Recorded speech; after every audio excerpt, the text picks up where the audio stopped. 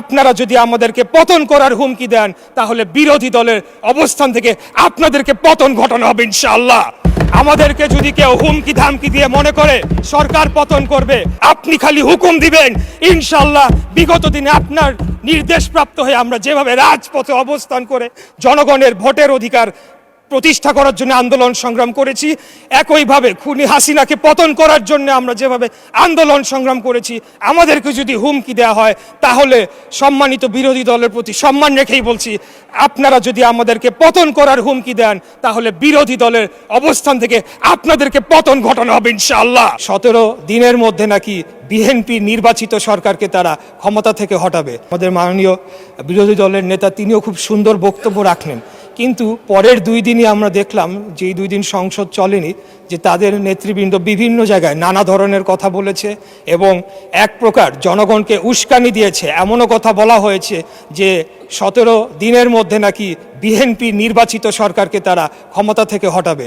তা আমি আপনার মাধ্যমে এই সংসদ এবং জাতি যারা সকলেই লাইভ টেলিকাস্ট হচ্ছে, সকলেই দেখছে, আমি তাদের উদ্দেশ্যে বলতে চাই যে 2008 সালের নির্বাচনের মাধ্যমে এই সরকার ক্ষমতায় আসে নাই, 14, 18, 24-এর মাধ্যমেও এই সরকার ক্ষমতায় আসে নাই। আমরা জনগণের সরাসরি ভোটের মাধ্যমে ম্যান্ডেট প্রাপ্ত হয়ে এই সংসদে এসেছে।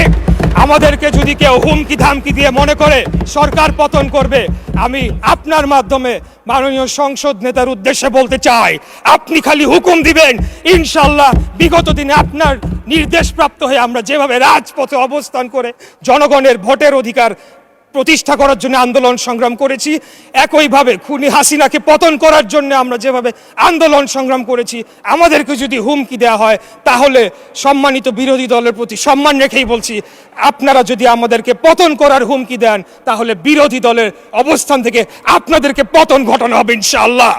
আমরা কোনো ধরনের অস্থিতিশীল করতে চাই না, আমরা বাংলাদেশে কোনো ধরনের বিভক্তির রাজনীতি চাই না, আমরা একটা শান্তির রাজনীতি চাই, একটা ঐক্যের রাজনীতি চাই।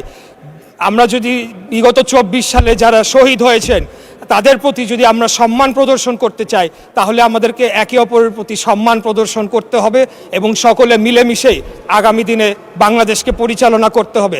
আপনারা হয়তো ভুলে যাচ্ছে, আমাদের সম্মানিত বিরোধী দল হয়তো ভুলে যাচ্ছে, এই যে সংঘাত, এই যে একটা অস্থিতিশীল পরিবেশ তারা তৈরি করার চেষ্টা করছে, তার মধ্যে লাভবান কারা হচ্ছে মাননীয় স্পিকার?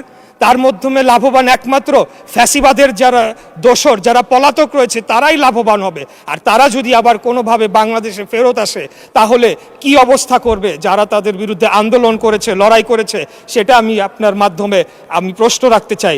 তাই আমি আর যেহেতু সময় সংক্ষিপ্ত, সময় বাড়ানোর আবেদনও করব না। ইনশাল্লাহ 5 বছরের জন্য নির্বাচিত হয়েছি, আরও সুযোগ পাবে কথা বলার, ইনশাল্লাহ কথা বলে যাব। তাই আপনার মাধ্যমে আমি আবারও ঐক্যের আহ্বান জানাচ্ছি, শান্তির আহ্বান জানাচ্ছি।